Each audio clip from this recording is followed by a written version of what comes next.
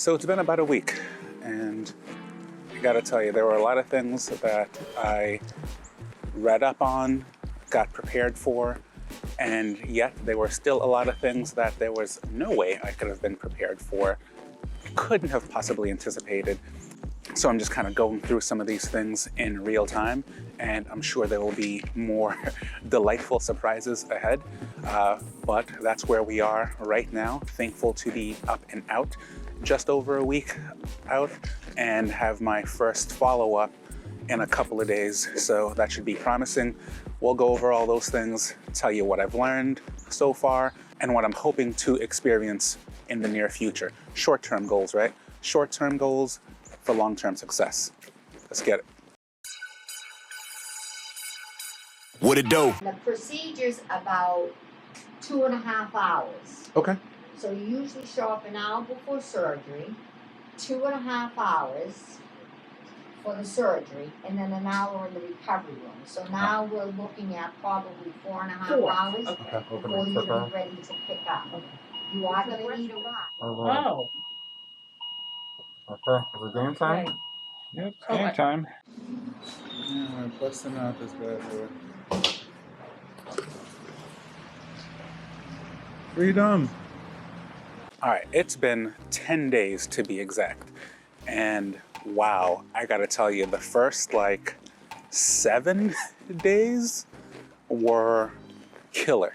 And I don't just mean that in the pain tolerance and threshold kind of way, though that was a whole education in itself. But as far as the energy levels and the mood and, different things that were kind of happening with my body that I guess I should have known would have happened, it all makes sense, but there was no way for me to, there was nothing to do about it.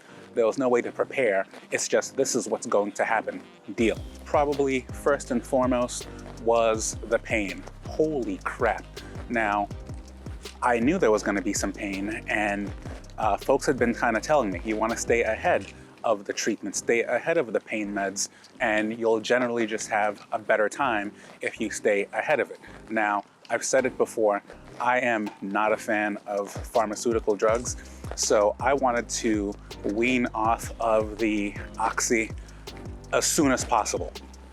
Unfortunately, I went in a little too soon. I tried to get off it a little too soon. And I'd heard the testimonials that everything was good. I was feeling great until, all of it wore off and then you felt everything. That was me. Holy crap. I thought I was okay. This was maybe day 2. And I know leaving the hospital, I'd already been well drugged, and coming home, I had all the good stuff in me. My wife gave me a little bit of the strong stuff when I got home. And, I slept and I slept and I slept. But going into day 2, I was like, nah, maybe half that dose. Just half that dose. I should be okay. Friends, I was not okay. I woke up probably middle of the night going into the 3rd day, and I could feel everything. I could feel everything so hard. It was terrible. Just burning and just ripping pain throughout the entire left side of my body. It was miserable. Turns out, yeah, you weren't ready. You weren't even close to ready. I needed to get back on it to the point where I actually even needed more, because leaving the hospital, I told the doctors, no, I won't be using that. So they'd only given me just a handful of Oxy. Turns out I needed a little bit more than what I thought. Happy to say I'm on the other side of that now and not reliant on that stuff anymore. So cheers to that. But definitely making sure you stay ahead of the pain. I did not handle that properly at all. So now I've got that on deck. Shouldn't be that bad. But here's the other thing, is that I thought the pain curve would be totally linear. And that's not true at all. There are days further along that are worse than days early on, right? It's all getting progressively better in the grand scheme of things. But I was concerned, probably day 4. I was like, I can't feel my bicep. I can't engage that muscle. Here's something fun I noticed today. I've got a saggy tip. I had to cut into this muscle here up top, and not only can I can't even feel that pec, but it is visibly saggy. Hopefully that comes back in time too. Turns out a couple of days later, once I can in fact engage the pec and can get some sensation, it hurt like crap. I want that turned off now, please. But it happened, and we're learning, we're growing, everything's coming in waves. So that was something else that your boy wasn't really anticipating. Getting in and out of the shower, thankfully, we have a second bathroom that's just a shower without the step-in tub, and that's been an absolute blessing, thankfully.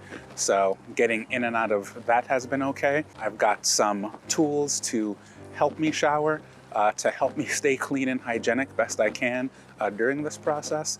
So that's been cool. But there's just a lot of little things that I wasn't exactly ready for. Other things, the energy levels and sleep patterns all over the place. I mean, I tried to do this exact walk, and again, maybe 4 days out, I thought I was where I should have been, and where I stand right now, it took me a solid half hour to walk this far. I was basically just shuffling like the Walking Dead. I thought I could come out that first day and go out, do a little casual loop that I do that's like 2.5 miles. I made it maybe total of just under half a mile, and that was all I had. Not only was that all I had, but that knocked me out for the next like 10 hours. I was completely exhausted. And that's the other thing I'm learning. More modest with any activities. Anything that I have in mind is going to take a lot longer than it normally would, and probably longer than I'm thinking it will. So giving myself a little bit more time, not just in getting prepared. So things like putting on socks, putting on pants, right? Like I've learned how to navigate and get some of those things done, but it's not just like, oh yeah, let me throw on my socks and I'm out in 30 seconds. No, putting on a pair of socks, which thankfully I can do mostly by myself now, takes a solid like 3 minutes to get a pair of socks on. Probably another 2 to 3 minutes to get my pants on. Shirts are incredibly difficult, so I'm wearing loose fitting jerseys and stuff, but those probably, take another like very careful 3 to 5 minutes depending on the fit. This shower sling has been an absolute blessing, since I can stay in it while getting myself clean. I was mostly able to get myself into the shower, mostly, still needed some help. And hopefully I'll be able to mostly dry myself off and mostly get dressed. We shall see. My sleep is super erratic. I don't know about you, but definitely for me, I wake up periodically during the evenings. I'm a big water drinker, so you get those fluids in, they gotta come out. Except now, I'm waking up, let's call it 2 in the morning, gotta get some of those fluids out. Well, that's a whole process. I sleep hooked up to basically a refrigerator that pumps cold water throughout my shoulder. It's like a perpetual ice pack. It's amazing. It's Sunday, and I guess I must have slept the last 2 days away. But wow, got quite the hookup here. Ice machine that gets plugged into my arm, and that just cycles cold water all the time. That's good. A lot of pain pills. It's getting better though.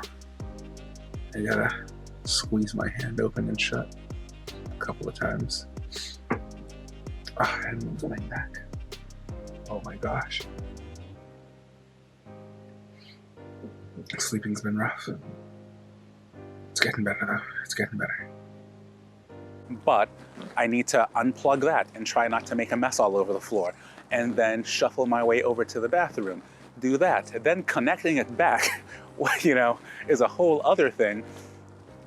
And then trying to fall back asleep, which doesn't happen. So now you're just up.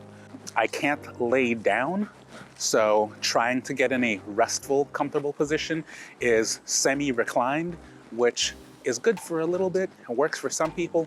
It's as comfortable as I can get.